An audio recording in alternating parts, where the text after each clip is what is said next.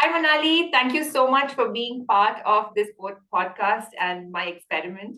Uh, I had this idea for a podcast because it's a reason one to connect with regular people, and I was very fascinated when I met you at the compost workshop, and you just came across as somebody so passionate, uh, trying to create an impact in this world, and that's precisely what this whole podcast endeavor is about. It's about really connecting with regular people who do things in their own spaces and lives to create impact in the bigger world. And I think we need more people like this. So that's why I was like, Manali, come over. We need to have a chat. So thank you very much for agreeing and saying, yes, of course.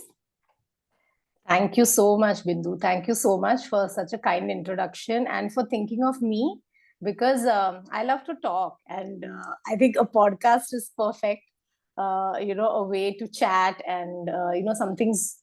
These kind of conversations I usually have at the composting workshops. But then other than that, in a day-to-day basis, you do not have these conversations. So I'm glad that we're doing this. Great, great. So before we start off, I'm going to ask you to introduce yourself, and then I know that you do a whole host of things. So give us snippets of all of this, and then we'll just deep dive into whatever we want to. I'm Manali and I'm a homemaker, a mother of two, a teenager, and my son, he's 10. And I would like to say that I'm like a jack of all and master of none. I do a lot of things, anything that I feel is worth my time and a break from all the mundane chores you do as a homemaker. It can get pretty boring. So, yeah, my passions biggest is composting and living life sustainably and as they say that kids learn through observing, so rather than preaching, so I try to do more and talk less. Okay. All right. Wow. And and since our interaction started off with the composting workshop, I'd like to actually start deep diving there. I want to know what was the reason for starting that? What was there a trigger, or have you always been like this, or something just turned up and you're like, no, this needs to change? This is the perfect question I would love to start with because I think every time I start with this story, like there was someone in my neighborhood, Dana. She would always walk her dog, Amber, and we would always meet and chat. And, Amber is such a lovely soul, and we connected like that. And then one day, we just met, and she said that, where is the nearest recycling bin in our area? Because I've been going all the way to Wafi. Like we were that time in Oud Mehta, and then she just like I was like, no, I'm sorry, I don't think there is one around. And then she just started talking, or rather, like just spilling, like she was really frustrated. She's like, this is a good area. All educated people stay here, and I don't know anyone who recycles, and there's not even a recycling center, and nobody's even demanding one. And I just heard, and I kept nodding, and I just that was the trigger that I went back home and I asked myself, I said, she's so right. I'm educated. I have never segregated my waste. I'm a mom of two now. We all know the you know the impact it has on the environment, and still we are creating this waste and not even segregating it. Like, how tough can it be? Let me try it for a week. And at the end of the week, I was really horrified that just a family of four, we had created so much waste by the end of the week. And this is only the recyclable waste. And then I started questioning everything, how I can reduce this waste, firstly. And secondly, is what waste is daily leaving my home. So again, after segregating my waste, the only waste that was majorly going was my wet waste. And as every person who says that it's okay, it's biodegradable waste, it'll biodegrade. And then I started reading about it, and I'm like, oh my god, no, this is the major cause, or rather one of the major causes for greenhouse gas emissions. And we're sending this to the landfill, and uh, this can something can be done about it. And I started looking up composting. So being in the Gulf, of course, there are no earthworms here. So that should not stop us from composting. And again, I had the same myth that everybody does, that it's going to smell and it's going to have worms and it's going to attract flies and cockroaches and whatnot. And then I started speaking to one of my friends, and she was a gardening enthusiast. And she told me that, that I do composting in my house, and if you want, I can teach you. And I was like, oh, that's so amazing, And then I just was doing this, and I felt there's so much we don't know and people don't know. So I was like, okay, let me involve my whole community and we can all learn composting together. And that till that time, the idea had like come into form, and I named it the Rugged Recyclist Club, which was like a club, which I started on WhatsApp. And I just added the community mums and the friends that I knew. And I thought, let's all learn together. Let's all motivate, whatever we are doing on a day-to-day basis. And we all learned composting together. And then we started sharing for a very long time. Then I used to write posts on that WhatsApp group of whatever I was doing on a weekly basis or whatever. And then my friends told me that these posts are so impactful. Why don't you, start an Instagram account? And I'm like, no, I'm not on social media. And, I don't want to, get into all this. But then because I was doing upcycling workshops for the kids, because I thought that we should impact the kids first, because they are the future. And so I thought that how do you engage a kid? So, maybe doing a craft activity with them out of waste or something. And then whatever waste we chose for that day, we saw videos and we discussed, and, how to reduce this particular waste, or, what is its impact on the environment. But then soon I realized that the children already know everything. They're learning everything in theory, but nothing is happening at home in practicality, right? So then I was like, okay, then I have to engage the kids. I mean, the parents, and especially the mums, because they run the kitchens and the households mostly, especially in the Indian communities. So I thought, as an Indian and being a part of an Indian community abroad, we are living in such a good country where everything is clean, and we don't see the real things that are happening. So why not we create awareness about this? And then slowly, once I started my Instagram, I met so many like-minded people, and who are here in the UAE, who are doing their bit, especially in Dubai, who are entrepreneurs, who are sustainable entrepreneurs. And it just kept on growing. And then through word of mouth, we started doing more workshops. And during the pandemic, of course, all the workshops had stopped. So we were doing a lot of online workshops. Like, again, right now I'm talking and I know that this is not like a video, so I'm so comfortable. But when the camera is on, and when, you know that people are looking at you, that is another one big fear I wanted to overcome. So I did a lot of online workshops as well, from composting to upcycling to green living workshops, bioenzyme making workshops, which is a natural cleanser. And then again, during the pandemic, there was so much of plastic being used, especially in terms of masks, and even the newspaper was coming wrapped in plastic. So that was also really bothering me, that this all plastic is not recycled, right? So it's again going to go to the landfill. And we had just before the pandemic started collecting, or rather making eco bricks, because that was the only waste, after handling the wet waste and the recyclable waste, this was the waste which I was still sending to the landfill. So I was like, okay, now I have time on my hands. Let me see that how can I, of course, you reduce it by using cloth bags and using produce bags, buying in bulk, avoiding buying in plastic. Like, you can do like only up to a limit. After that, even if you don't want, plastic will enter your house. Like, maybe you'll receive a courier, or you'll receive, some mail or something. And all those plastics are MLP, like, multi-layered plastics. And those things were really bothering me, especially during the time of the pandemic. And then I spoke to a few of my friends, one of who is Sumitra. She's more popularly known as the Bobbin Project. She's an architect, and she's an eco architect.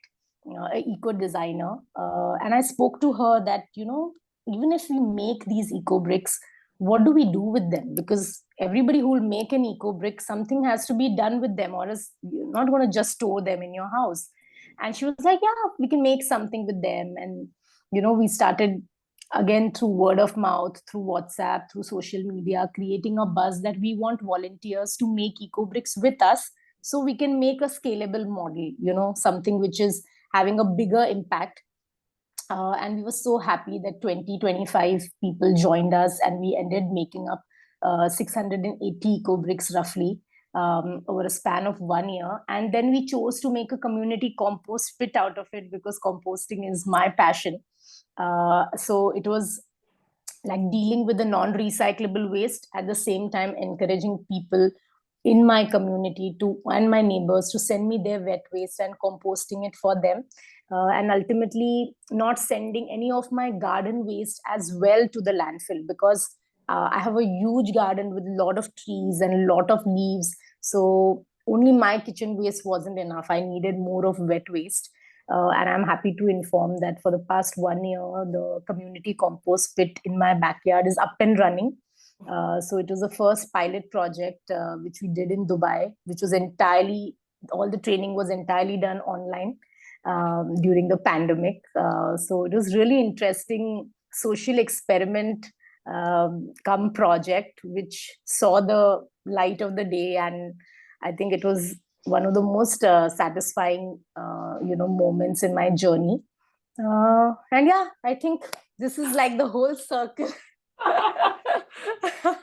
Oh, wow. That's Yeah. okay. Tell me, you were talking about eco bricks. What is Yeah. exactly an eco brick? Yeah. So again, it's very simple. Basically, what happens is that soft plastics are, especially with food waste like chips, bread, we have our snacks, ice creams, chocolates, all these kind of plastics always have food waste in it, which get mixed with household waste. And ultimately, the landfills are also getting saturated. So this plastic is burnt like a cling film, which you've maybe wrapped your sandwich in, or your wrap in. Now it has all the mayo or butter or whatever. Nobody's going to segregate all this, wash this, and stack it and recycle it. And at the end of the day, a recycling company will only recycle it if it's profitable for them. So after using so many resources, that plastic is not profitable for anyone. So it's just burnt, which is very sad. So these kind of plastics which are used, which will have some kind of waste in them, and which is not like segregated in the pet category, right? So these kind of plastics, you actually lock them inside a bottle, and that bottle is used as a brick to actually construct something. Like it can be a planter, it can be a park bench, it can be a poof, like a movable furniture entirely made out of waste. It can be garden furniture, it can be a pot, you can stack these eco bricks and like actually in a circle and use it as a pot to grow something. Wow. Okay.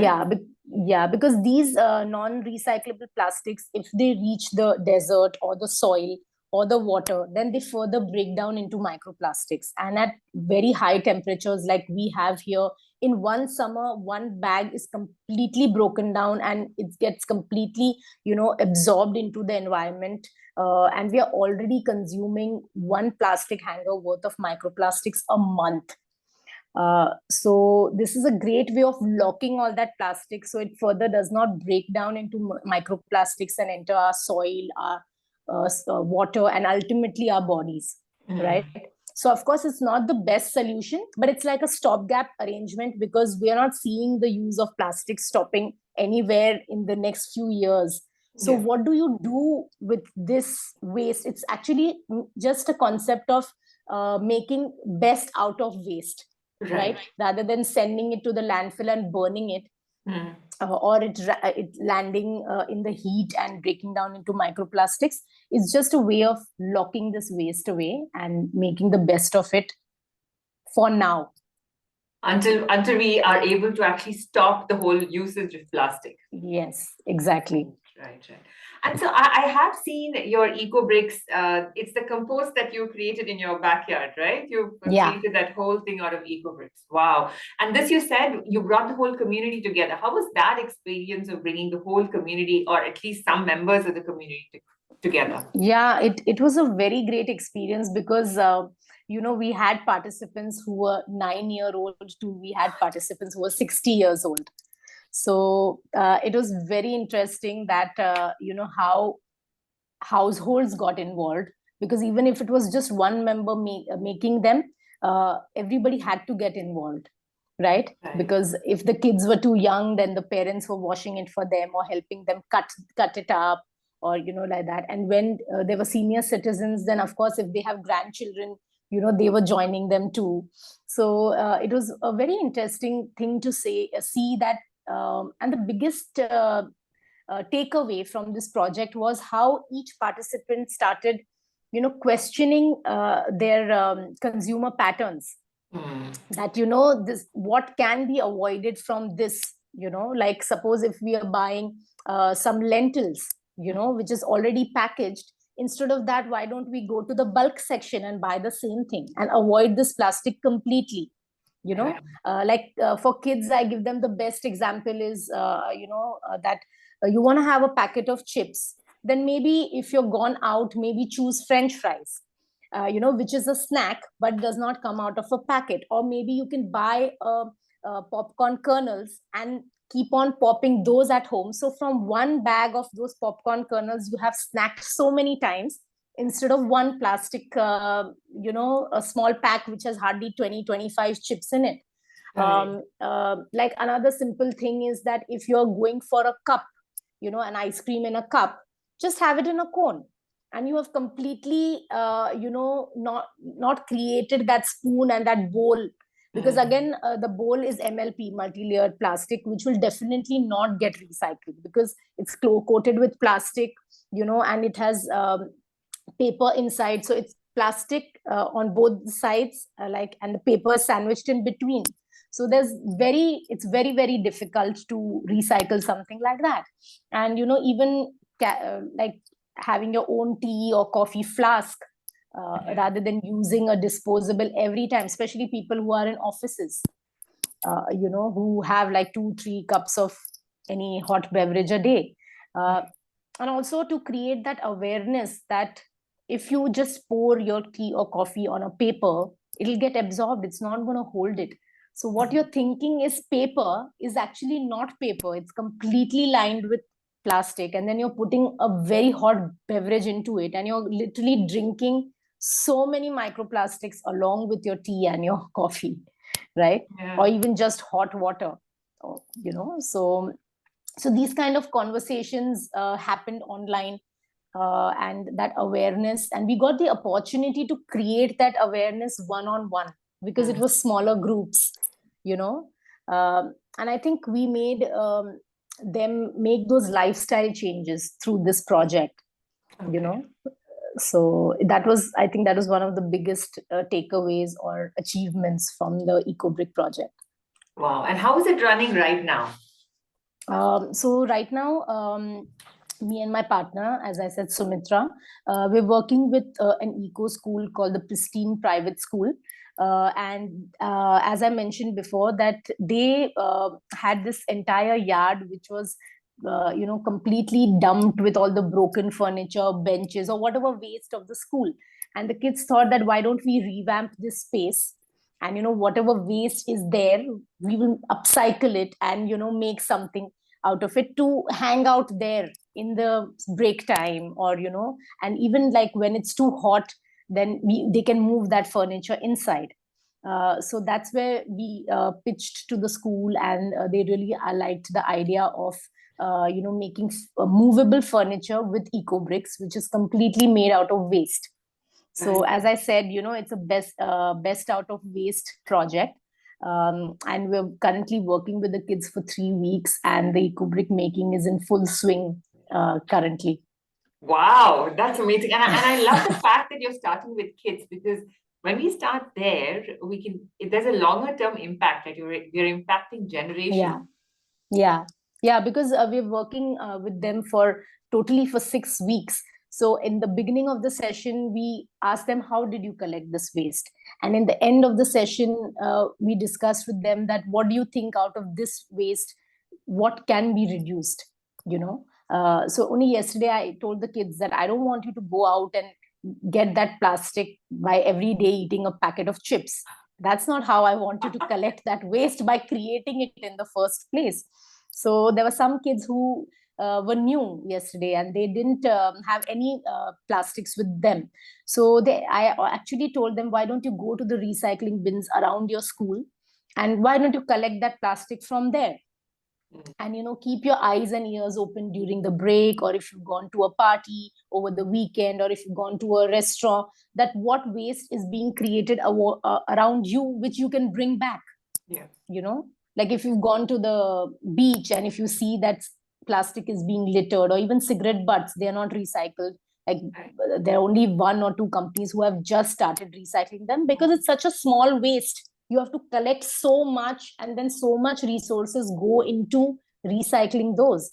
So those can also go into an eco brick, because you don't want them to get washed into the sea and eaten by the sea creatures. Yeah. So it's a great way of connecting SDGs with the making of eco brick: life on water, life underwater, life on land, life underwater.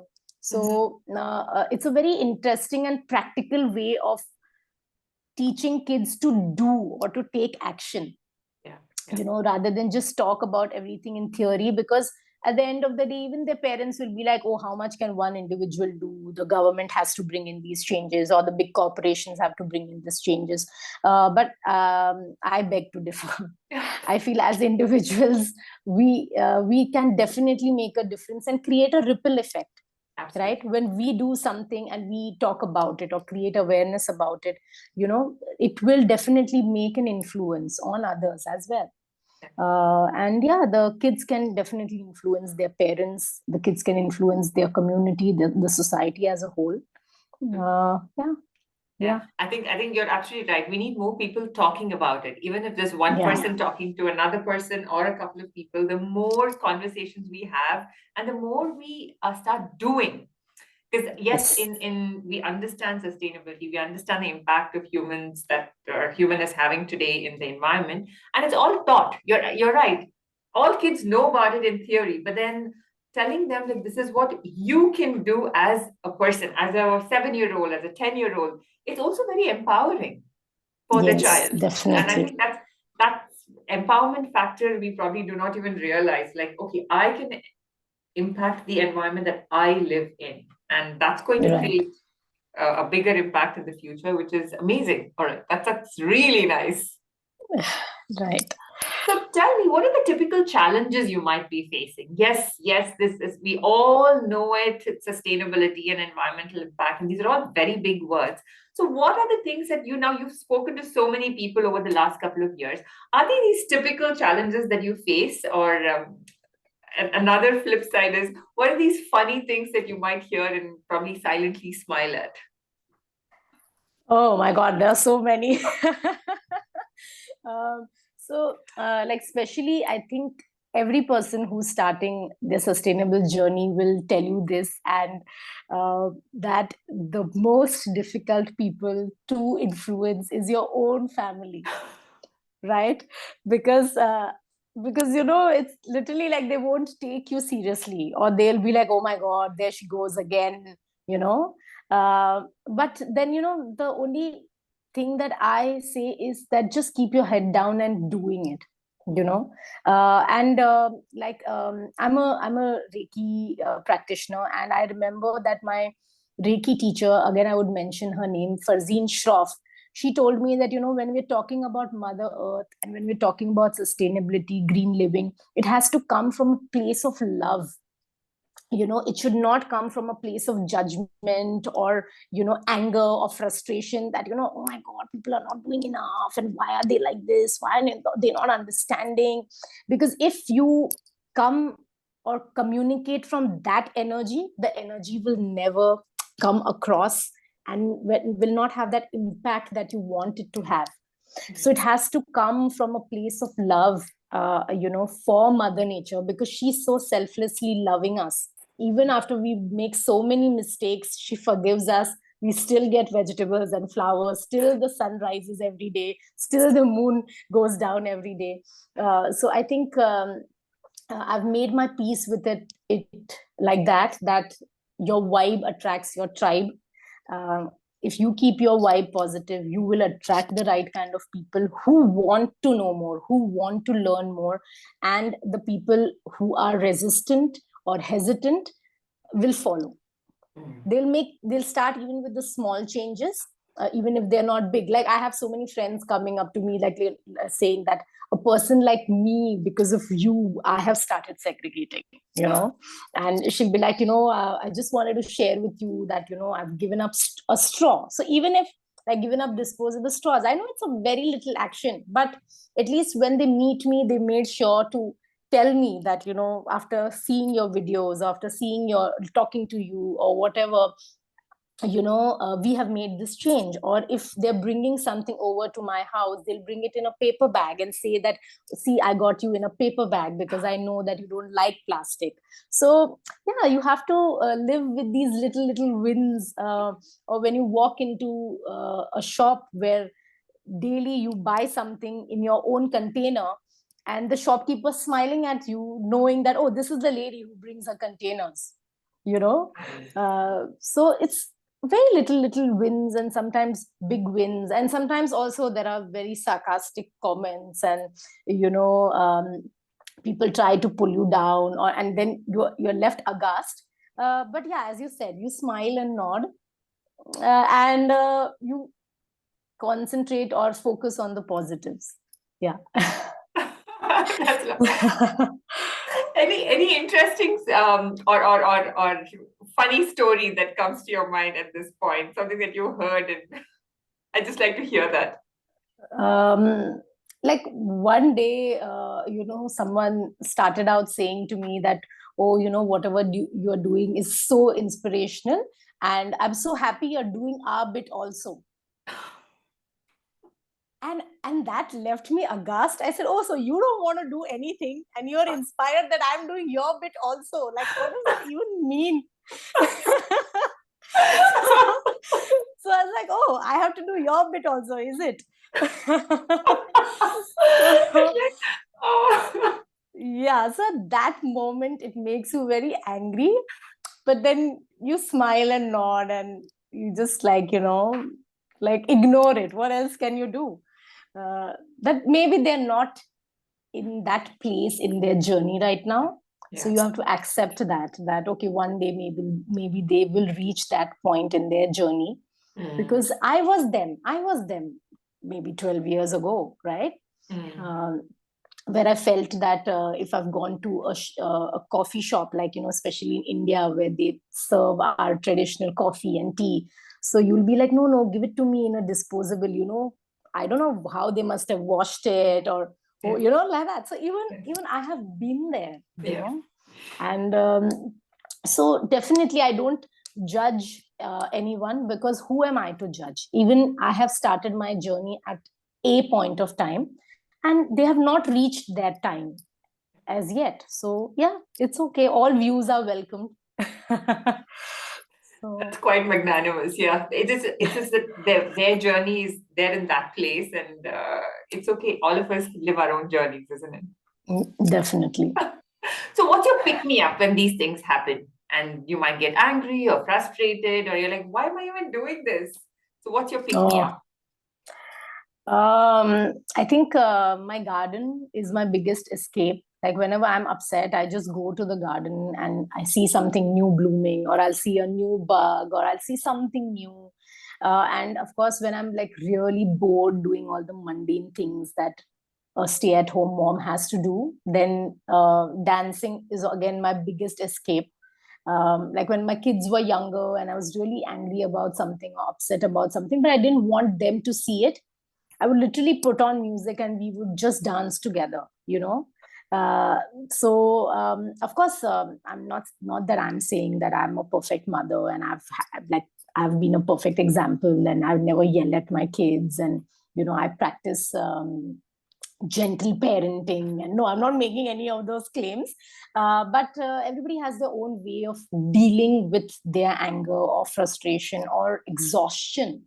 It gets exhausting. So I think once in a while I make a reel and I feel very happy about it. Or, if when my friends who would not comment on maybe my sustainability related post, maybe they're commenting on my dance related post. So yeah, so you just go back and read those comments, or you go back and see some happy pictures or videos of whatever impact you have made in a small way.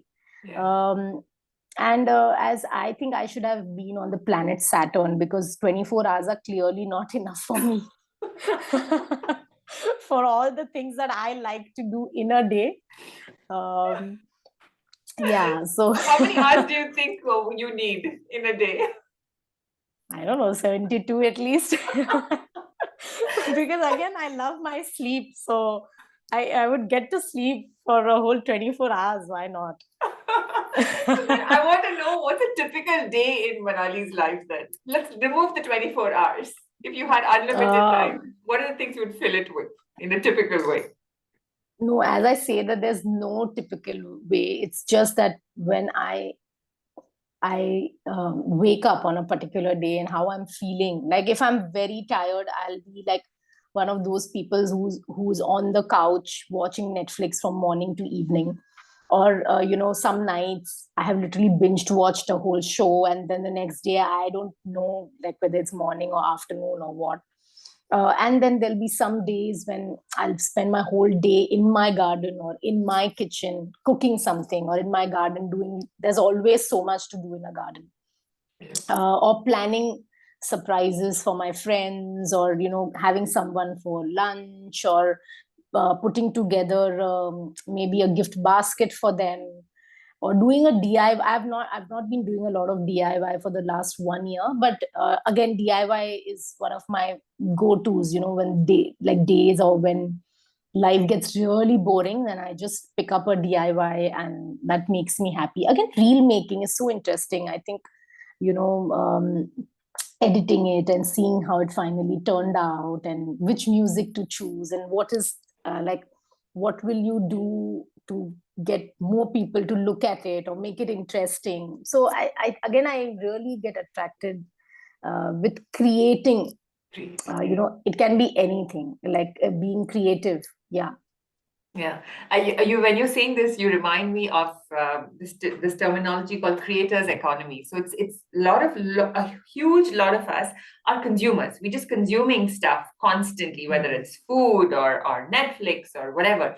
But there are few of us who are, and I think there need to be more, who get into the creator space, because we might all be consuming the same thing, but when we create it, we infuse our own personality, our interests. So everything can be unique, and being part of the creators economy is great, because when I see your Instagram posts, I'm also like, wow, I mean, you're also doing the cooking and the composting and the gardening, but your character and your personality comes in, which is quite attractive, and it's quite nice. I'm really glad that you're getting into that. You're operating in that space of the creators. Yeah, you're too kind, Bindu, with your words. No. But no, of course, I have a gardener and I have a nanny. So, of course, without their support, I could not do all of these things. And also, living sustainably, it takes a lot of your time when you're making your own soap nut solution for your laundry detergent, when you're making your own bioenzymes for your daily cleaning. When you are composting, or when you're seed saving, when you are gifting saplings, or you're going around your garden and thinking that, okay, if there's a pest attack, then let me make something from scratch, with neem leaves or garlic or chili, and you're making like that on the go. And again, like if someone's sick at home, you just don't go to the pharmacy and buy a medicine. You will make like a kadha, or I don't know the English. Like you'll make a herbal tea or a herbal concoction, like a herbal concoction. Yeah. And like right now I have such a bad cold, and I just went to the garden, picked some butterfly blue pea flowers, and I'm having that herbal tea for now. because how much ginger can you have, right? Yeah. So something warm, which is not tea, like the conventional tea, but also is to keep you sharp and, for this podcast, and something warm in this lovely weather. So yeah. Wow.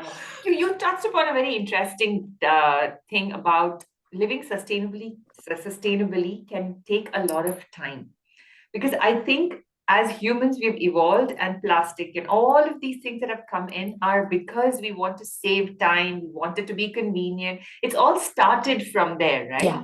And then now when you're talking about living sustainably, it's like, oh my god, that really takes a lot of time. And I'm in that space, I'm like, oh my gosh, this is taking time. I remember you mentioned in your workshop that you keep a bottle and a yogurt tin next to you, so that you kind of put things there. But all of this, one is you need to be aware of it and then implement it every single time. And that does, what can take 2 minutes can now take 3 or even 5. So how do Yeah. you deal with that? And where's your starting point, and where are you now?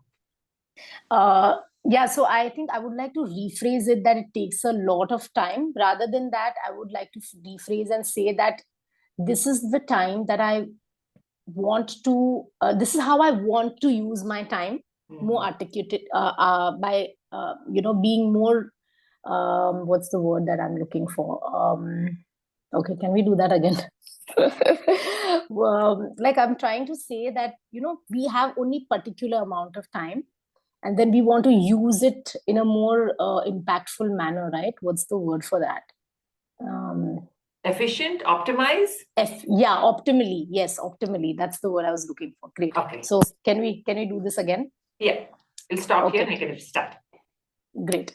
Okay, so I would like to rephrase that what I said, that it takes a lot of time. Rather than that, I would say that we use our time optimally. So like for example, once the kids are gone, maybe a mom would take a bubble bath, and give herself that time, or maybe she'll go for a walk, or maybe she'll meet a friend for a cup of coffee. So for me, that time would be doing a workshop, or preparing saplings for gifting, or seed saving. So it's only about having that time, because we all have only a amount of time and energy, right? But to use it in the best manner, right? Because like I could get up, and I'm not saying or judging anyone, but someone would get up and go to the mall when they're feeling down. A new bag or a new piece of cloth or something would make them happy, right? But for me, instead, what would make me happy is making a herbal tea, or make cooking something in my kitchen, or cooking something for a friend when they're not well and taking something over for them, or meeting someone who is like me, who's into gardening, or who's into who's a green entrepreneur. So meeting new kinds of people. And so I think it's not about that it takes time. Of course, you have to have systems in place. Once you decide to have that system in place, then it becomes easier. It's like starting a new diet or a exercise regime, that you say that, okay, every day 30 minutes I'm going to walk in the evening or in the morning, or every day I'm going to make my one meal in the evening from scratch, like a healthy meal for myself, like a soup or a salad. So it's exactly like that, making that lifestyle change. And taking baby steps. I think we should all take baby steps, and only take the next step when you feel that you are ready, and you will be able to stick to that step. And of course, there will be failures, and there will be some days or even weeks or months where you're not able to do the things that you usually do. Like suppose if I'm going to India and I'm staying with my relatives, they are not using bioenzymes, they are not using soap, nut, laundry detergent. So that is a lapse in the year in my lifestyle. But I cannot say that no, this is the way I want it, and I'm going to force them into doing it. No. So of course there are always ups and downs in anything. Why only sustainability? In your careers, in your homes, in your lifestyles, even in our diets. We start a diet, then we do it for a few months, then we fail miserably, then we start again. So I think it's the same thing. It's only that we have to decide where we want to put our energies, right, and what matters more. And I'm very happy that very early in my life, me and my husband, we took this decision that I'll be the homemaker and he'll go out and earn the bread. And I'm very happy with my decision. Nobody had forced me to take this decision, and I'm very happy being a homemaker. And I'm very lucky that I don't I'm very blessed rather that I don't have to force myself to go and earn that money, because not everybody has that luxury. So I'm very blessed that I can do these things, that I'm so passionate about on a day-to-day basis. And a big part of the credit even goes, I give to my husband, because also a big part of starting my segregation was because of him. He was creating so much waste. So actually, I had to do his bit too, and I'm still doing it very proudly. It works both ways, right? So yeah. So I want to dig dive on one point that you mentioned. Recently, I read this book called Atomic Habits, and there, when he talks about starting a new habit, he talks about creating your physical environment that supports that particular habit. Like you cannot, for example, an example that he gives is if you want to meditate, you cannot choose right in the middle of the living room and your physical environment, right? You need to kind of then allocate a space and then allocate a time. So you basically create that environment that helps you build a new habit. And you mentioned that you need your systems in place to build a life of sustainability. So what are the few systems that you think one should create in their life to start this journey? Or what do you have it? Let's not even start. What do you have today, systems that run in your kitchen, in your home, garden, wherever? See, like simple things, or my cloth bags and my produce bags and even a few containers are always stocked up in my car. And my cutlery or one small container or a foldable cloth bag will always be in my purse with me. I never leave the house without my refillable water. So these kind of things, and of course it does not take that much time, right? And also, like, rather than going out 10 times, like some people do that, and there's nothing wrong with it, that they'll every day after work they'll stop at the supermarket and then come home, right? So for me, I like to make, because again it's helped me waste less, because I literally run out of everything in my kitchen, because I know whatever, when we are running out of things, we will improvise and make some recipes of whatever is left, right? Like literally everything right now is over in my house. And today morning we were like, oh, what will we give to the kids? There's no poha, there's no sago, there's no idli batter, there's nothing. So I let those things also happen, where we've run out of everything, and then I go and I just bulk buy, lock, stock, and barrel. I buy in bulk, like rather than buying 1 liter oil, I'll buy a 5 liter tin or a 2 liter tin, like that. Like right now there was sale in organic, so I bought the big 5 liter coconut oil bucket.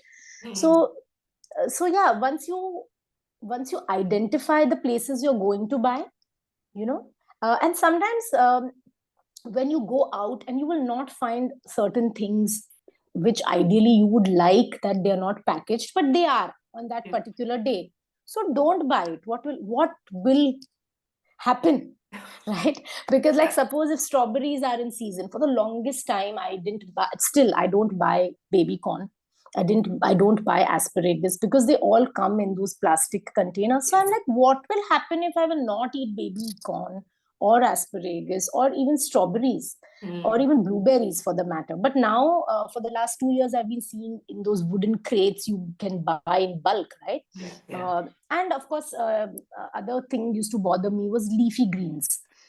So now I grow my own spinach, or I grow my own methi, and if there's no methi, I have moringa. So I completely replace my methi with my moringa, and it works fine. Nobody even comes to know, right? uh, and like so many things like that, where you can always find you will find a replacement, and people will manage without strawberries and blueberries and baby corn. It's like not earth shattering. I love it. It's not earth shattering. Yeah, so like for example, when I'm a vegetarian and I need my that protein source, and I was observing that I'm only eating carbs in my breakfast. So I try to find a vegan whey free pea protein powder, which my trainer was recommending, and then you have to mix something with it, like some fruit or whatever.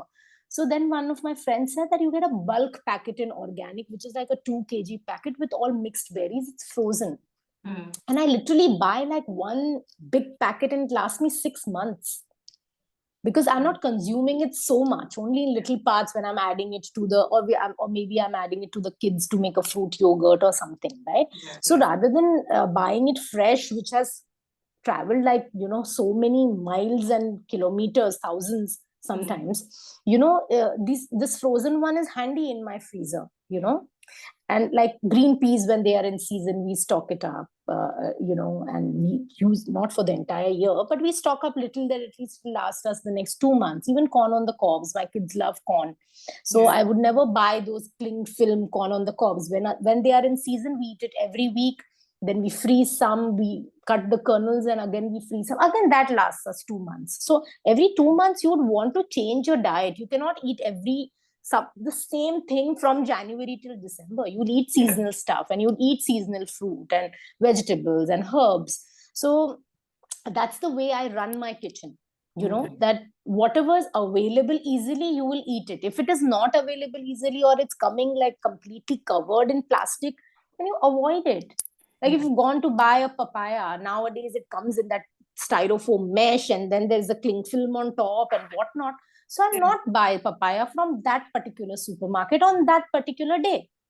If I've gone somewhere else, and if I find the papaya which is not packaged, then that day I will buy the papaya. Got it. Right? So as I said, I love and I live on improvisation. Everything is an improvisation for me. Even when you run out of stuff in the kitchen, I totally agree. At that point, you're like top improvisation techniques come through. Absolutely, yeah. I also want you to highlight the stuff in your kitchen, that you have systems in place to be able to do your composting and things like that. So could you? Yeah. So over here, as like I've heard a lot of experts also say that plastic is a very good invention, but the thing is we don't use it properly, or we don't use it mindfully, right? So over here, the yogurt buckets, they are really a godsend, because I use them for everything. I use them for making my bioenzymes. I use them for gifting saplings. I use them for storing my bioenzyme peels. I use them for storing my daily kitchen peels. I use them for like fermenting banana peels, when I want to make a fermented water. Plus I have a little tub in my kitchen, like, a water saving tub.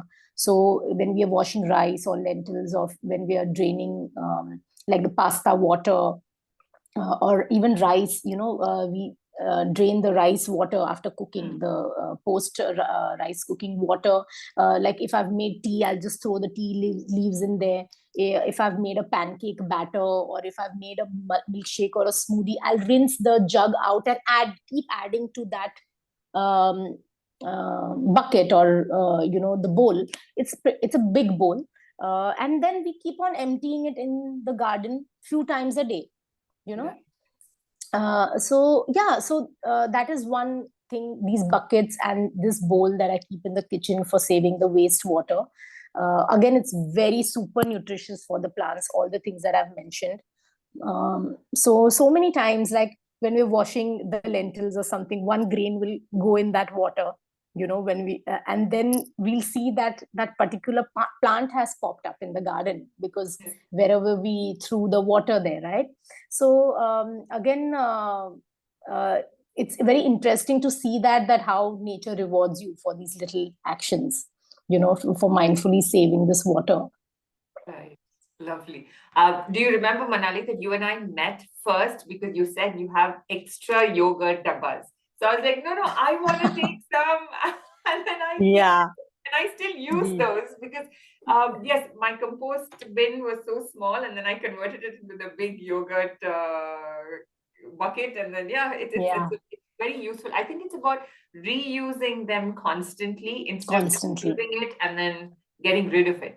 Getting rid of it, yeah, definitely, because we want to do so many things, right? Like if I want to gift saplings, or I want to grow different kinds of things during the season, every time I cannot buy new pots from scratch. Yeah. You have to reuse and repurpose, and as I said, improvise with whatever you have. So yeah, Absolutely. definitely. You've mentioned gifting saplings many times, and I know recently you actually even made a full gifting flowers and plants to a friend of yours. Tell me more about gifting saplings and that culture that you've developed.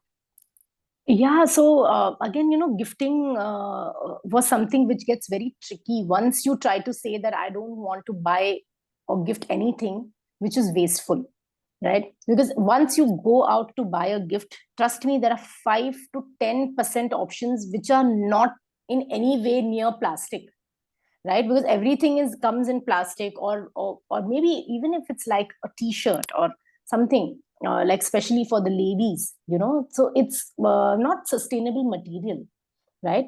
And also I think everyone is so picky, and everyone is so nowadays so particular about their styles and about what they like, what they don't like, and then you don't want it to go to waste, right? So then I just started looking at gifting in a different way, that rather than giving a bouquet, let me give them a plant, which they'll daily look at and they'll daily remember me.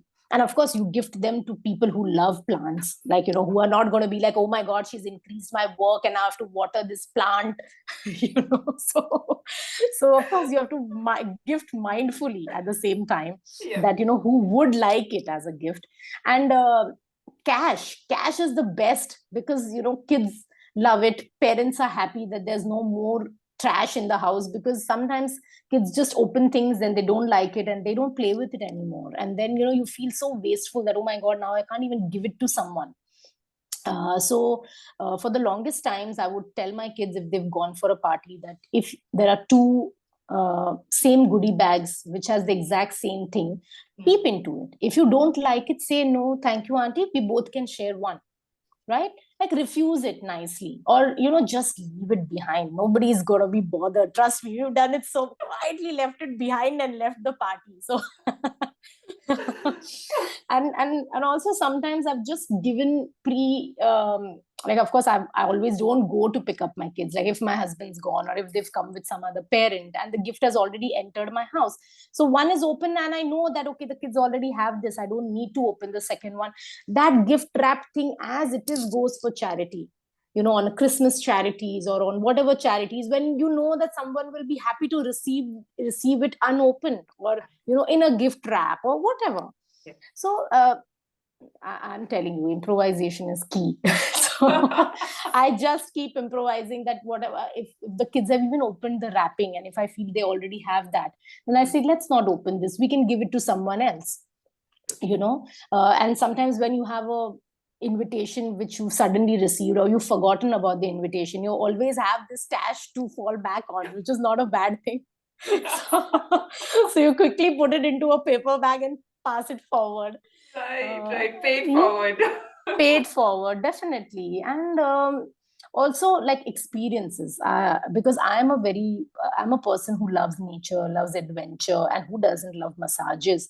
So I've started doing a lot of this. Every good friend of mine in the last 2 years has received a massage from me as a gift, because which grown up will not like massage? That's the best gift. And nowadays people come home with the table and everything. You don't have to do anything, you just have to lie down. Yeah. So who wouldn't like that? So I've been gifting a lot of massages left, right, and center. or planning surprises, like she'll think she's only coming out with me for lunch, but when she reaches there, all her friends are there, or something like that.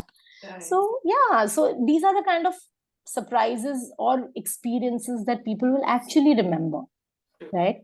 Yeah, and like if you put together a nice gift basket for them, or you've taken a sapling for them on their birthday, or I sent a sapling for Teachers' Day for my son's uh, teacher. So yeah, so you can think of things which are not plastic or which are not conventional gifting things, Yeah.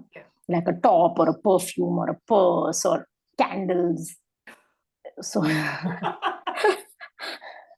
Yeah, that's really nice. And then recently you also had a car full of saplings for a friend. Yeah, That's so she, for the longest time, she kept on telling me that, set up my garden for me. I want to grow stuff. I want to grow stuff. And she's a globetrotter. She just takes off every 3 months. And I'm like, if I set up your garden for you, you're going to take off. And who's going to take care of them? right. So I've been, pushing it and pushing it for some time. So I was like, okay, let her just come to a balcony full of flowers or plants like she wanted me to do for her. She was Okay. asking it, right? So that was very easy for me because she was already asking for this from me. So I decided to do it on her birthday. So Nice, yeah. nice. So then, Manali, you come across as a people person, like your friends and organizing surprises for your friends and gifting and all of that. And you mentioned that many times. So how do you balance, let me ask you, being a people person and spending time with your plants and composting? Because that's pretty much an alone space, right? Yeah. Yeah. So you're absolutely right. For the longest time when I came to Dubai, as a new mom, and when the kids especially started going to play school or school, I was like, oh my God, I have 2 3 hours, let me go and hang out with my friends, catch up for a cup of coffee and whatever. And obviously everybody has their own lives, and they were busy, and then of course I was very immature back then. This is like 12 to 13 years back, and I was like, oh my God, they're always busy whenever I call them, and whatever, I'm not going to call them. Why should I always be calling them? They never call me back. And whatever, for whatever silly reason, I said, why am I waiting for everyone? Like, I got sick of waiting, Hmm. and even from my husband, I was like, he never wants to come shopping with me. And, he's always wanting to sleep and he never wants to step out. So, whatever, these expectations, and of course, then I had started my spiritual journey as well as a Reiki practitioner. And then I started applying these simple tools that no expectations. It's very hard. It's like, it's not so easy. But slowly, I started saying that, okay, why am I waiting for someone to have that cup of coffee? Why don't I, or tea? I'm not a coffee person, sorry, tea. Hmm. And I found a nice joint which served nice tea, and I went there with a book. And then again, very frankly, Instagram has like become like my new best friend. So Instagram is always there to give me company. And sometimes when I'm posting that cup of tea or whatever nice, like, a flower that I've grown or a plant or a vegetable or whatever, I feel that God knows who needed to see this, or maybe a funny video that I've like, just shared. It takes 5 seconds, 10 seconds to reshare a video, a funny video, or a nice quote. And I was like, God knows who needed to hear this, or who needed to see this, or have this positive start, or maybe they've not gone to this place or not done this in a long while, and maybe they'll see this and they'll be like, oh, okay, I'll also do this today evening. Yeah. So yeah, I started enjoying my own company, and I started writing posts. Again, writing is a very a thing which I love, because I feel if I have too many emotions, which happy or sad, if I write it down, then they're out of my system, Hmm. rather than they going on and on and on in my head. If I write them down, of course, happy thoughts I post, sometimes angry, frustrated thoughts also. Now I've started posting because I'm like, it's just living in the moment for me, and I don't care anymore how I'm coming across or whatever. If I feel Yeah. that this has to be expressed, then I just express it, because I'm doing it for me and not them. I just want to feel better at that moment and just get it out of my system. So Instagram has really helped me like that. Right. it is who you are out there. It is, yeah. It's of course, everybody feels that, oh, you're maybe oversharing. Maybe some people are feeling you're oversharing or whatever. But I know that I'm not. And I'm only showing what I think I want to show. I don't show everything. Only my really, really close friends or my family knows what's really going on, in my day-to-day life and my deepest and darkest thoughts or whatever. And I'm not such a positive person also that I come across. I have my days, and those days I just like to be with myself. And that is, it's like a habit that I have developed over the years. Because even when you share sometimes with your friends, whatever, they're also going through the same things. So they can't provide you with any solutions, right? They'll give you a listening ear or whatever. But sometimes you need solutions, and you have to find those solutions on your own. Nobody can do it for you. You have to do it on your own. So I've started giving myself that time to process my emotions, to find a solution, and then come out of it stronger and more positive. So yeah. Lovely. And so how do you enjoy your own company? And do you sit by yourself? What are the things that you do? All these things that I've mentioned, it can be cooking, it can be DIY, it can be gardening, it can be seed saving, it can be watching Netflix, even like just listening to music on the radio when I'm driving, sleeping. If I'm overwhelmed by everything that's happening around me, I just go and take a power nap. I'll meditate. I'll do Reiki. All the things that I've been mentioning so far. Yeah. I'm curious about my battery is low, okay. So I'm going to quickly. Yes.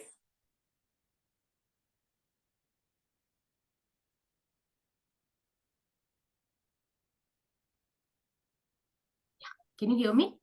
Yes, I can. Okay.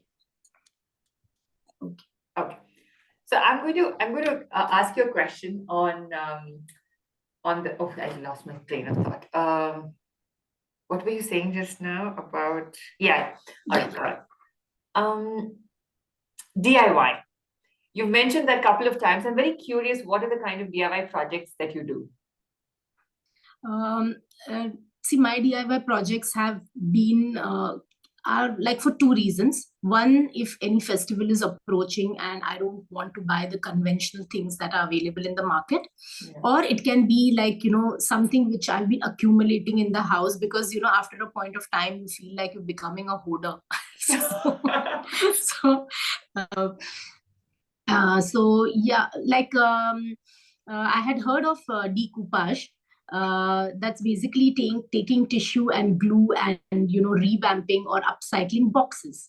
Okay. So suppose if it's Christmas and I want to give cookies to everyone, and I have so many boxes lying around, I don't want to buy new boxes from the market. So one of the Christmases we did that. We decoupaged all these old boxes. It was like a magnetic mobile box.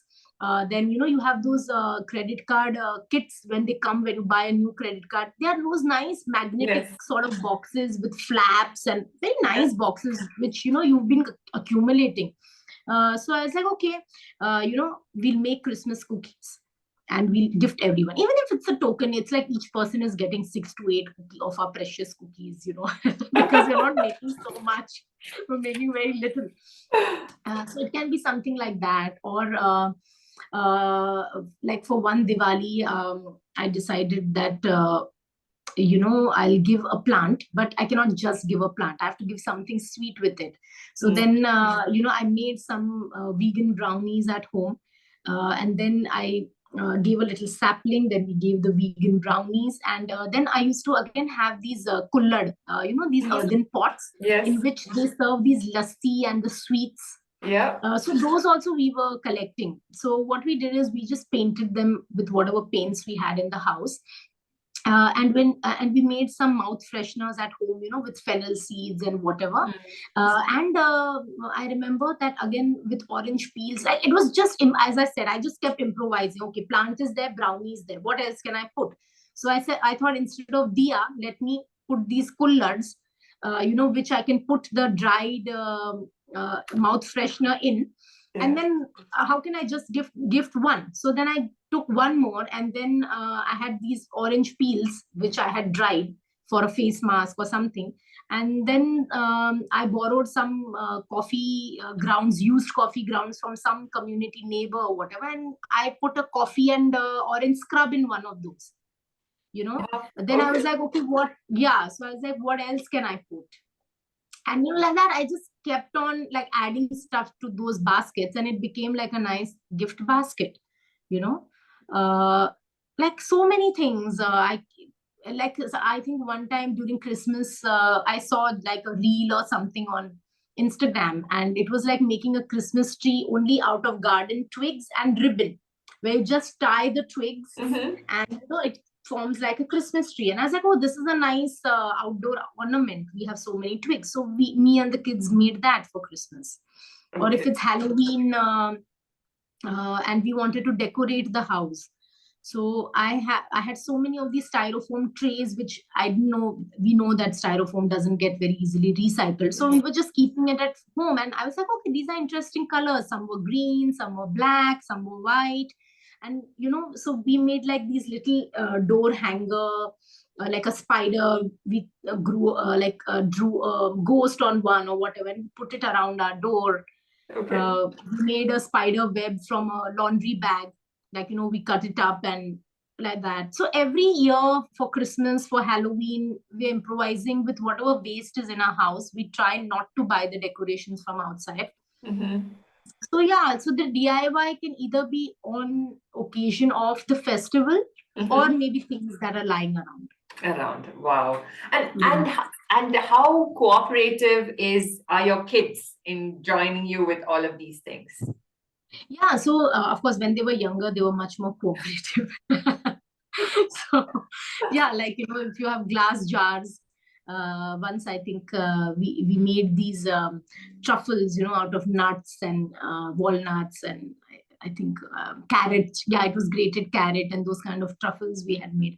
So I was like, okay, how do we gift them now, right? So again, as I said, that I don't want to buy those containers or whatever from outside. So we have a lot of olive jars, pickle jars, whatever.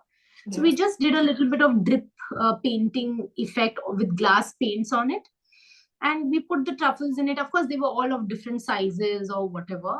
But when everything falls in one wicker basket, it looks very festive in the end. Festive, right.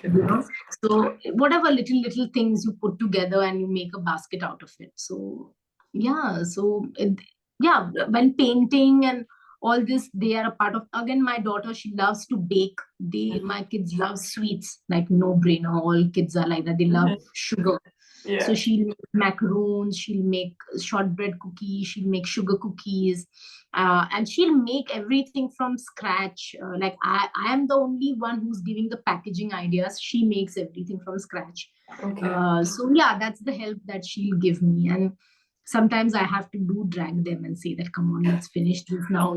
Like Christmas is coming and we had thought of this. Like the idea is there, but the execution also has to happen. So sometimes I have to pull them up and say, okay, we finished 2 boxes, we have 2 more to go, let's do this. And like this Christmas, I had actually forgotten about the Christmas tree. It was a hand-me-down by one of my friends. So my son went to the storeroom and he brought it out, and he brought out the decorations and everything. Sometimes they take initiatives like that on their own as well. So everything is pretty free-flowing, Free-flowing. Okay. Free-flowing within the whole structure of it being eco-friendly, and improvisation comes along with it, I guess. Yeah. Make do of whatever you have. And like now we have hardly any new supplies. Whatever supplies we had from 8-10 years or whatever, we're still using them. And then if we're getting new gifts and like in new bags, or if there are ribbons around it, we save them and we reuse them. So yeah. So that's how you bring in your creative flow inside. Yeah, this year's target is making our own holy colors.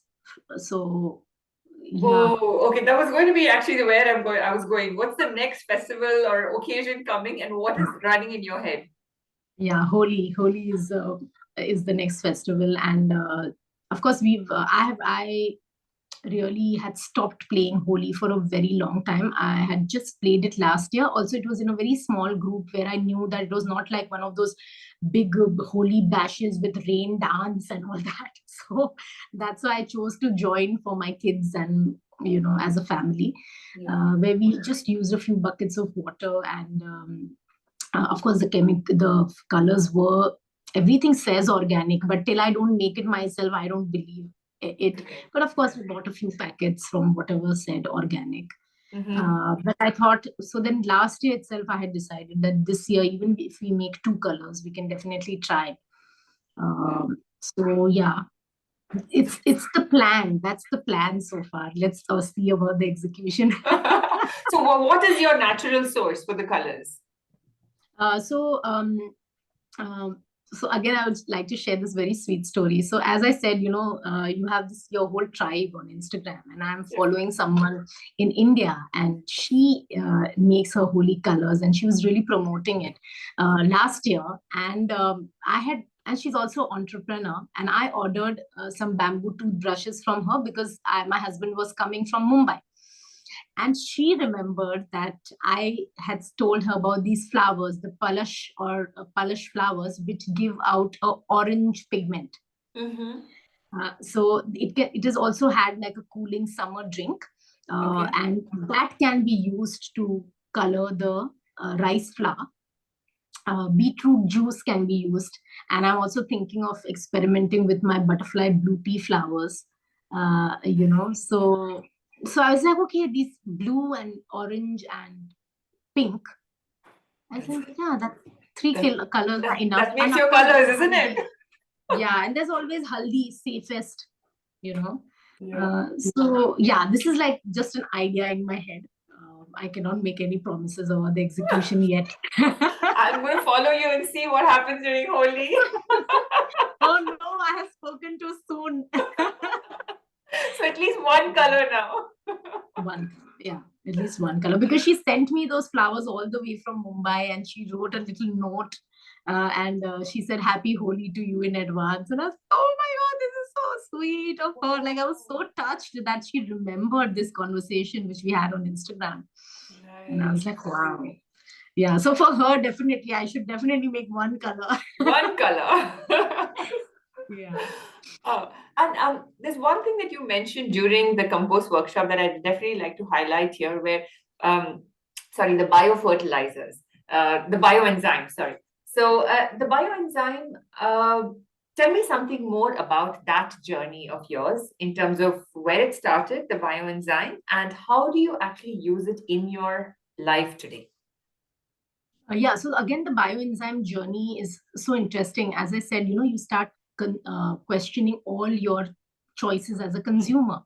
And after I had started using produce bags and cloth bags, and buying all my pulses and grains and everything in bulk and all that, the thing I was struggling, still I knew that fabric softener, laundry detergent was at least in a box, but whatever we use in the house. Now I have to really recollect what are the names, huh? Oh, wow, okay.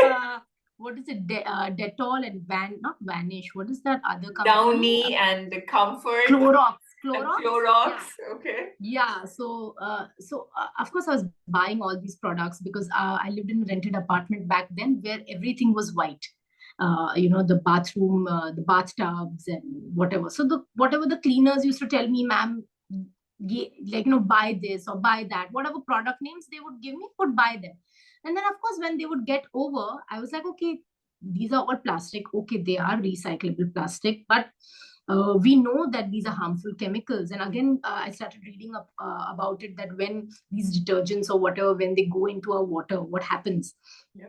And how when everything starts foaming, it cuts out the oxygen supply to the marine life, and the whole process. I would not get into much detail because I'm not able to remember the technical terms right now. I think it's called soapification, something. I'm not like sure about that. So then I was like, okay, so then what can be done about that? And then I met this friend Like, again, she was a godsend, because at that time I was volunteering for Save Scrap and Sue. I was a member, and we would all meet once in a week for 2 hours. It's again one of the initiatives I had done at that time, in my own home, inviting all the community mums. As I said, the community mums were like my big target, how to involve them in something. Basically, you collect the scrap from the tailors and stitch blankets and bags and pillows for charity. Wow. Right. Okay. Again, it's founded by Shambhavi. Now I can safely say she's my very dear friend. And that time she was very kind enough to come and teach us, and she's done it in such a beautiful manner. And every week, 2 hours, we would meet and sew and cut and sort all the scrap. And so while you 2 hours, when you're doing everything manually, you're talking, right? So I was like, this is a great way again to influence them and to have conversations. So we had someone join us, and she told us about bioenzymes, and I was like, wow, how fascinating. And this is what I said, that whatever I don't know, since when I was a little girl, whatever questions I have, the universe always sends me answers, or I'll dream about it, or I'll get the answer in my subconscious, or a reminder in my subconscious. And I felt that that time she came at the right time in my life. And when I was questioning this, and she opened the world of bioenzymes to me, and I was like, interesting. Sorry, but I don't have the bandwidth right now, And as I said, you have to be absolutely ready to take that step. So of course I waited and did my due diligence and everything. And when I moved to a bigger home, I knew that I would use more of these products. And then we were planning to get pets. And it really, then I thought that, okay, now is the time to make the change. New house, new change. Like, I just was like all guns blazing. And again, in the meantime, I came across this lady who was making bioenzymes. So, and she was selling them, and she was again a green entrepreneur, eco entrepreneur. And I was like, okay, well, I'll support her also, and let me see for 3 months, how these products are working around the house before I start making them, and let me learn how to use them. Yeah. And of course, again, her name is Sumitra. So before she was the Bobbin Project, she also started with bioenzymes. So again, that was a great way that we had connected, and she. Whatever I know about bioenzymes is all thanks to her, because I was one of her, her first clients, and who had taken the 3 months subscription, and I was using the bioenzymes and everything. And once I started using them, I didn't see any difference. So, which is a good thing, right? Which is a good thing, because it was doing exactly the job that a chemical cleaner would do, and completely safe. And of course, it like the smell you have to get used to, but I love that smell now. Like, it's like an apple cider vinegar sort of smell, and I've started loving it. It's a citrusy, nice fermenty smell. And of course, now we use it for everything, like even for soaking our vegetables, which are sprayed with fertilizers or chemicals or whatever. All my vegetables are soaked in a cap full of bioenzymes. I use it, of course, for my floors, for my glass, for my bathrooms, even to spray on my indoor plants. If I feel that something is growing, like a pest attack, I used it for pest attacks in my indoor plants, and it's really like completely cured that. And of course, once you strain the bioenzyme with the pulp, I grind them into a slurry or like a thick milkshake, and I spread it in my garden. Or else I use it for deep cleaning, all the grime that gets stuck between the tiles. Yeah. So yeah, it has worked wonders, because in my kitchen I have that very rugged looking tile, and things get really, dirt goes into the crevices and everything. So that particular space is a space which I share in all my workshops, the pictures of that space, how the tile has transformed from a brown to a lovely beige without using any chemicals. So wow. Yeah, so I use it for everything. Like you can even use it for pet wash, but of course in diluted, it's very, very concentrated. So just like how you would use a chemical cleaner, 1 to 2 capsules, same way you have to use with a bioenzyme. And it's just made with water, jaggery or brown sugar, and your citrus peels. And of course, you can make bioenzyme out of everything, but I make it with citrus because I feel it's the most strongest cleaner, Okay. because citrus is antibacterial and it's stronger. You Yeah. can make it out of rose petals, you can make it out of flowers, you can make it out of neem, out of moringa, like even out of mixed vegetable waste. Wow. Okay. Yeah, yeah. So it's so many applications. And again, I use it as a fabric softener in my machine along with my soap nut Really? solution. Yeah. Wow. Okay. Because I'm very curious about this because I have made a batch after I attended your workshop, and then now I'm wondering, what do I do with this? Okay. So you're saying that on in every place that you have cleaning material, you've replaced it with this, and you've seen like minimal to no change in No terms of change. the In fact, cleaning methodology or the cleanliness factor. yeah, no, it does a wonderful job, especially as I said, with the grime in the tiles, even behind the kitchen cooking range, where all the Yes. oil and spice is Yeah. always getting splashed. Oh my God, it does wonders. And that it's completely safe for your children, for your pets, so that's a very, very big plus. And plus, you're not sending any foamy detergent into the water supply. Like it Wow. just keeps giving. It's a magic potion, bioenzymes. Oh, wow. Okay. All right. So I'm going to start. I'm going to do the step one then. Yeah, and also, like, before I forget, in India, a lot of people and NGOs are encouraging people to make bioenzymes, and then they have drives where they actually pour these bioenzymes into nearby lakes and ponds, because there's a lot of research which is saying that bioenzymes can completely clean these water resources. Wow. Okay. Yeah, so it's really like a magic potion. And if you want to like know about it in detail, then there are a lot of articles and initiatives that you can read about it online for sure. So are you planning to create a project around bioenzymes and encouraging everybody to make it? See, I do it in my own little way. Like, I've combined composting workshops with bioenzymes. In my every composting workshop, I will teach bioenzymes on the side. And of course, on my Instagram, I'm always sharing more and more uses of it whenever I'm using it off and on for new, um, people who are following me, new followers. But see, for here, we have to understand that in this part of the world, you cannot do anything without permissions, licenses, and it gets a bit tricky. So for now, I'm just doing it as an influencer Okay. in my own little way. Inshallah, in the future, maybe if I get in touch with the right kind of people and right initiatives can be taken, then why not? Yeah. I guess it's a Yeah. great first step that you're doing in terms of creating awareness in the first Yeah, place. yeah, and also I think we have to give it to this country that they do really make sure and try to keep things clean and hygienic as far as possible, whatever's in their control. So of course, giving a big kudos to the government here. They do a great job at uh, taking care of what they already have. So yeah. Yeah, and I think living sustainably is becoming a big thing even here. I was just looking at a video yesterday on the whole sustainable city concept.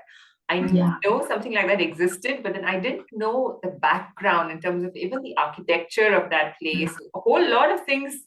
And then there was one particular thing in that video that they said it's about designing the whole thing from the beginning to be sustainable. Because if you Yeah. create something and then say, oh, now let's be sustainable, then it can be expensive, it could take time, a whole lot of things. But similar to, Yeah. like you said, if you just design your systems or the place or your home, or even in this case, a full city, then becoming sustainable actually just becomes a lifestyle. It's just who you are and how you operate.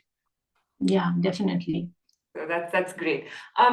Before we end the whole thing, what are the few things that you would like your whole life's learnings that you would like to kind of tell the listeners?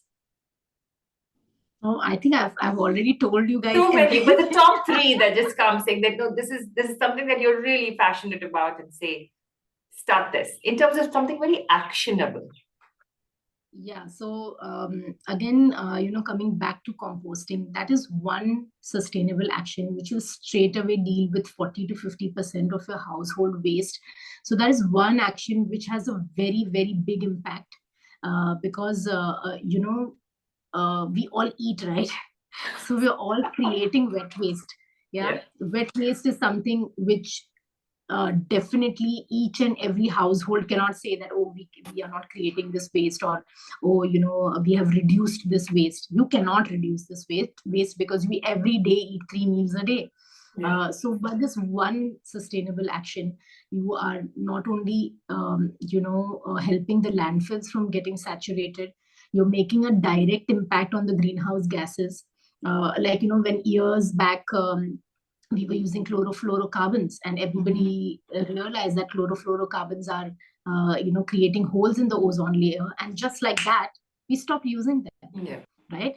And we now realize that such just one action made such a big impact. Yeah. So I think that composting is that one action which definitely has such a big impact, and that's why I'm so so like passionate about creating awareness about composting and busting all the myths around it.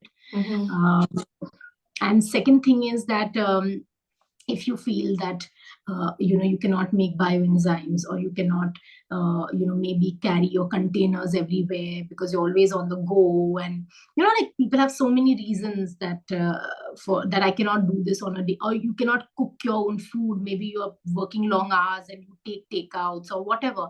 If you cannot do all the conventional things, you can make so many other kinds of impact by saying that, okay, if I have to buy a new piece of furniture, I'll buy it secondhand, or I'll take a vow that I will not shop for fashion for a year, or practice a meatless Monday. Like, if you're a meat eater, at least once a week give up meat and practice a meatless Monday. So there are so many ways in which we can make impacts if we cannot do the conventional things, because okay, everybody is going out there earning their bread, and maybe they do not have as much as time as I do as a homemaker, right? Because this is my job, Yeah.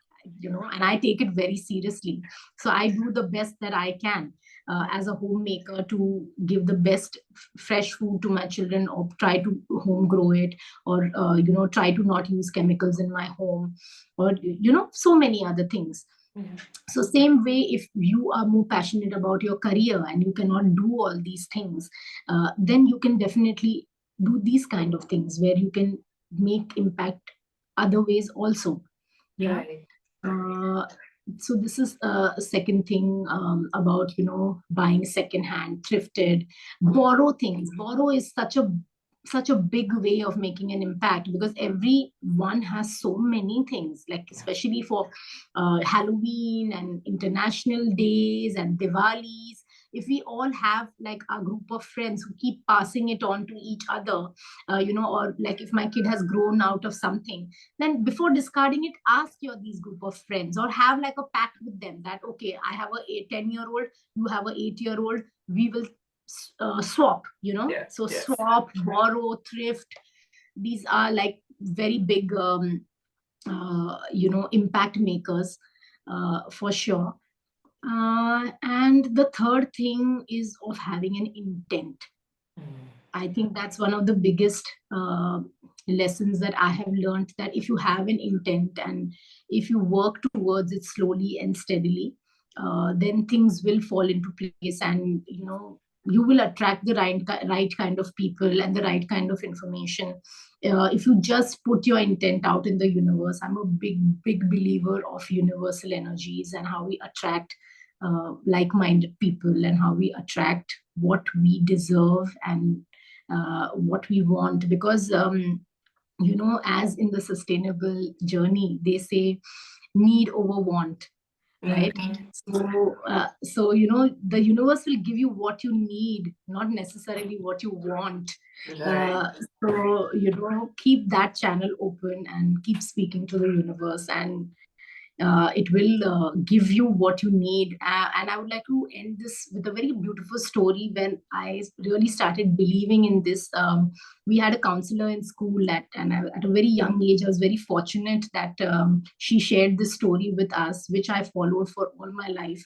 And she asked us, how do you pray? She asked. So somebody said, I pray that, keep my family safe, or, I want to pass this exam, or, I want to come first in my race today, or whatever.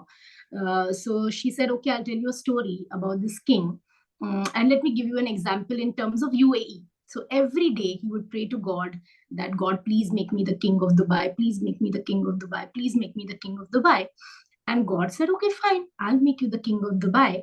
But what God had planned for him was that he was supposed to be the king of UAE, or he was supposed to be the king of, the entire GCC. But because he asked God that, make me the king of Dubai, God made him the king of Dubai. So sometimes God has bigger plans for us which we cannot see, and that's why we should not ask for things to God, but be more thankful, have more gratitude. And whenever we are in a fix, just leave it to God, and have faith, and God will take care of it and show us the path.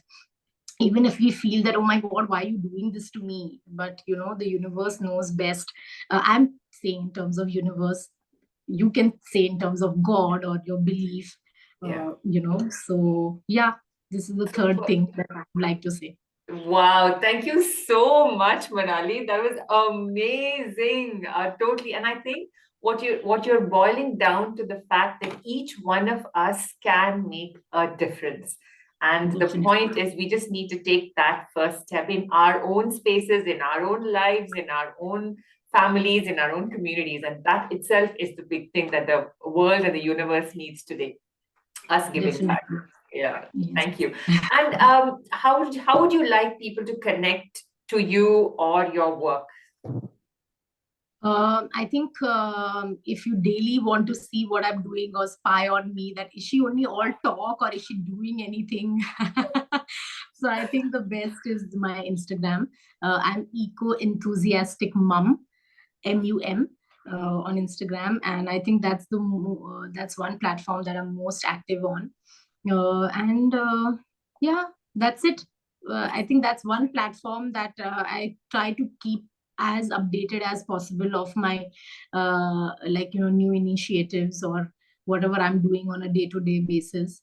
Uh, yeah, which is not always like all hunky dory and all about sustainability, but a lot of other things also. That's just you. Yeah, just me. Lovely. It's my Thank dear you, diary. Instagram is my dear diary. dear diary. Lovely. Thank you so much.